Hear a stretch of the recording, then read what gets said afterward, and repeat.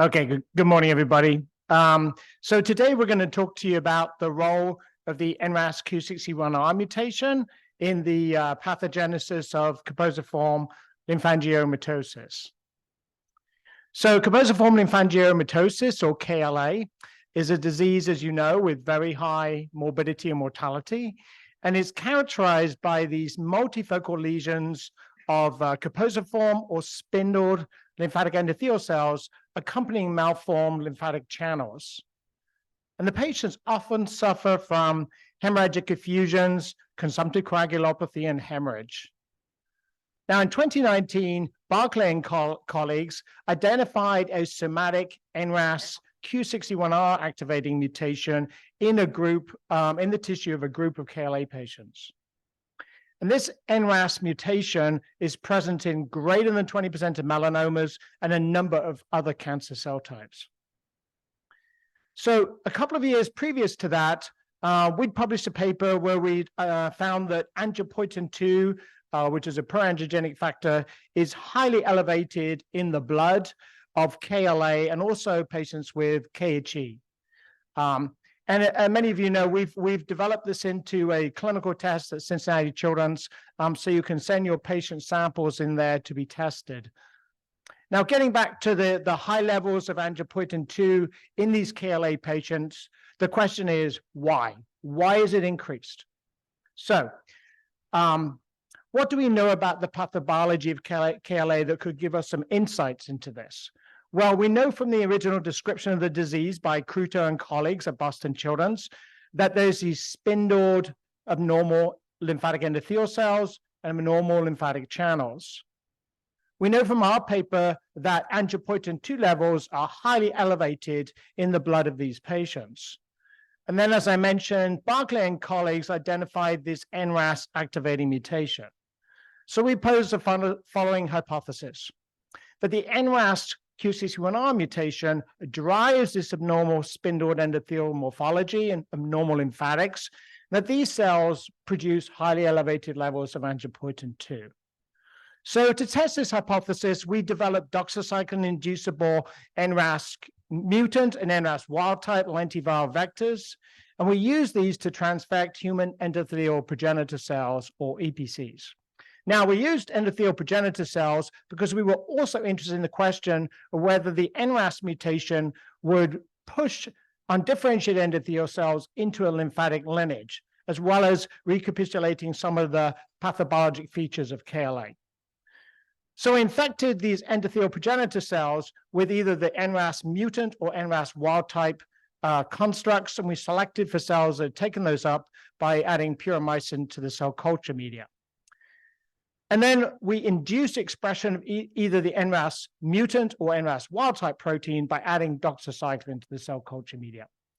So I'm going to show you some data on this in vitro model on the effect of the NRAS mutation on cell shape and signaling pathways, migration and proliferation of those cells, and whether it alters angiopoietin-2 expression. So in the top panels here, you can see some pictures of our NRAS mutant cells, and when we add doxycycline to the media to induce expression of the NRAS mutant gene, you can see that rapidly within 24 and 48 hours, these cells become very spindle-shaped. And here, our control is cells where we've induced expression of the NRAS wild-type gene. When we quantitate this by measuring circularity of these cells, in the red dots here, you can see that the NRAS mutant cells significantly shift their circularity, and this just quantitates the spindling that you see in these cells. Now, we've actually also put these constructs into lymphatic endothelial cells. So here you see cells were expressing the wild-type NRAS, and here lymphatic endothelial cells, we've put in the mutant NRAS gene and turned it on. So you can see that the lymphatic endothelial cells also become very spindle-shaped when you express this NRAS mutation. But the rest of the presentation, we're going to focus on those endothelial progenitor cells. So we've done these cell migration studies. Again, in red here, you can see in the graph that the NRAS, the cells expressing the NRAS mutant gene, migrate a lot faster than the cells expressing wild-type NRAS. And similarly, they have a much greater rate of proliferation than the cells expressing the wild-type NRAS. Then we looked at the signaling pathways downstream of RAS signaling. So as you've heard, the MAP kinase pathway is one of the main pathways downstream of RAS signaling. So here you can see that phospho-ERK, which is just downstream of MEK, is highly elevated in the NRAS mutant cells compared to NRAS wild type. Then we looked at the PI3 kinase pathway, and we measured phospho-S6, which is downstream of mTOR signaling. And you can see that that increases similarly in both the NRAS wild type and the NRAS mutant cells. So what about angiopoietin-2 expression? So you can see on the Western blot on the right here that the angiopoietin-2 expression increases to a much greater extent when you induce the NRAS mutant gene expression. And we can measure this in the cell culture media to see if the cells are producing it and secreting it out into the cell culture media. So on the right here, you can see that the angiopoietin-2 levels measured by ELISA are much higher in these NRAS mutant cells. So I'm going to hand over now to Sarah, and she's going to tell you about some inhibitor studies blocking these pathways downstream of RAS signaling. Thank you, Tim. Thank you, Tim. Good morning, everyone. So we tested two inhibitors, mTOR inhibitor rapamycin and MEK inhibitor trametinib, to examine if they block the pathways, whether they inhibit the spindling morphology and Ang2 expression in vitro. So we started first by looking at the cell morphology. As you can see here in red, the mutant NRAS cells change their cell morphology from cobblestone-like cells to spindle morphology. When treated with, when treated with rapamycin, it did not inhibit the spindling morphology, whereas trametinib inhibits the spindling morphology at 2 different doses. So this suggests that the spindling morphology is driven by MAP kinase pathway and can be inhibited using trametinib. We also measured the Ang2 levels in using the Western blot analysis to look at the protein levels. And as you can see, rapamycin blocked phospho-S6 and attenuated Ang2 levels, where trametinib at the higher dose blocked phospho-ERK and completely blocked Ang2 levels. We also looked at Ang2 levels in the cell culture media. And as you can see here in red, the mutant NRAS cells have elevated Ang2 levels. When treated with rapamycin, it attenuated Ang2 levels, whereas trametinib completely blocked Ang2 levels. And this is very similar to what we just saw in the Western blot analysis. So how we relate this to patients, similar like to Lippy's story yesterday and many others. So we know from our previous studies that Ang2 decreases in blood of KLA patients treated with rapamycin, but this has not been studied in patients treated with trametinib. So we did another experiment where we treated with 2 different MEK inhibitors, selumetinib and kaposiform, since they used them to treat other diseases. As I mentioned in the previous slides, that trametinib at 2 nanomolar blocked Ang2 levels, whereas selumetinib and kaposiform, they both block Ang2 levels but require a much higher dose. So this suggests that trametinib is a powerful drug, and you can use lower dose comparing to selumetinib and kaposiform, which requires a much higher dose. We then did RNA-seq analysis in our mutant NRAS cells. And as you can see here, the mutant NRAS cells have upregulated and downregulated genes. Some of the upregulated genes, including MAP cascade genes, angiogenesis and blood coagulation genes, and downregulated genes, including cell junction assembly, regulation of cell migration, and cell adhesions. We then treated our cells with trametinib at 2 nanomolar for 48 hours. And visually here, you can see that trametinib corrected some of these genes that was upregulated in the mutant NRAS cells. Some of these genes include coagulation and angiogenesis.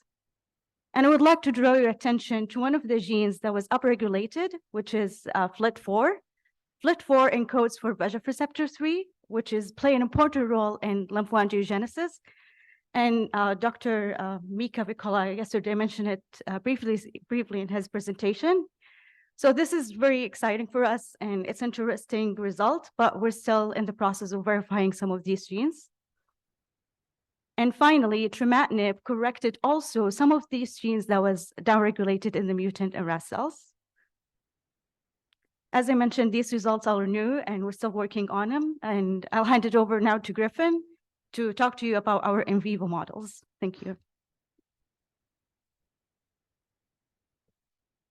Thanks, Sarah. We then wanted to generate a mouse model of the NRAS mutation to better understand the effect of the mutation in vivo. To do this, we took a lock-stop blocks NRAS mutant mouse, initially developed to model melanoma. We crossed it to an inducible cadherin 5 Cree mouse. Upon administration of tamoxifen and activity of Cree recombinase, there's expression of the NRAS mutation within the endothelium. Here's our tamoxifen administration protocol. We gave tamoxifen postnatally at days 1, 2, and 3 to the pups. We observed no mortality in the pups, and so we proceeded to necropsy the mice as adults at 8 weeks when we collected blood and organs for further analysis. The serum angiopoietin-2 was significantly elevated in our NRAS mutant mice at 8 weeks, as detected by multiplex. The platelet counts in our NRAS mutants were significantly reduced, detected by CBCs. And the spleen to body weight ratio is significantly elevated in our NRAS mutants. Here are some pictures of the spleens. You'll notice in the NRAS mutants on the right that there are a number of discrete splenic lesions visible on the surface of the organ, pointed out by the white arrows. Put together, a number of these features in our NRAS mutant mice mimic some of the clinical characteristics seen in patients with KLA. We then performed histology of the splenic lesions to get a better idea of what was going on inside the organ. Staining for H&E demonstrated disruption of the typical splenic architecture and expansion and proliferation of spindled cells within the lesions. Staining for CD31 demonstrated that these lesions are hypervascular. And staining for LIVE1, a lymphatic endothelial cell marker, demonstrated enlarged and dilated lymphatic channels within these lesions. We next wanted to drive expression of the NRAS mutation within the lymphatic endothelium. To do this, we crossed the same NRAS mutant mouse with a constitutive LIVE1 Cree mouse. And upon activity of Cree recombinase, there's expression of the NRAS mutation within LIVE1 expressing cells. These mice do not survive birth, and so we proceeded to collect them at embryonic day 15.5. At E15.5, the body weight of our NRAS mutant embryos are significantly lower than our LIVE1 Cree controls. And here are some pictures of the embryos, first of the controls, and here of our NRAS mutant embryos. There are a number of interesting characteristics in these embryos. First, there's edema around the exterior of the embryo. There are abnormal blood-filled vessels or maybe hemorrhage within the outer layer of the embryo, and potential abnormalities within the abdominal organs of these embryos. We're working through the histology now to get a better picture of what's going on the inside. Thanks, Griffin. So what we've shown you is using both in vitro and in vivo models that this NRAS mutation can induce abnormal spindling morphology of the endothelial cells through a MAP kinase dependent pathway, that these cells produce elevated levels of angiopoietin-2 through both MAP kinase and mTOR signaling. Now, what role is angiopoietin-2 playing in the actual disease itself? We're currently working on, but as Sarah showed you, there's a lot of genes that are increased in these mutant cells and decreased as well. So we have a lot of other pathways and targets that we're going to be pursuing in the future. So, but what I'd like to suggest to you is that these NRAS Q61R models, both in vitro and in vivo, can be used to better understand the pathogenesis of KLA, and also to help us screen new drugs and develop new treatments for patients with this devastating disease. So lastly, I'd like to thank our amazing collaborators that you see listed here. And of course, special thanks to our sources of funding and the National Heart, Lung, and Blood Institute, the LMI, the Ferry family, and other families who've also contributed to supporting our trainees. And last but not least, we're very proud that Cincinnati Children's is ranked #1 in the US now. Sorry, couldn't resist that. So thanks very much.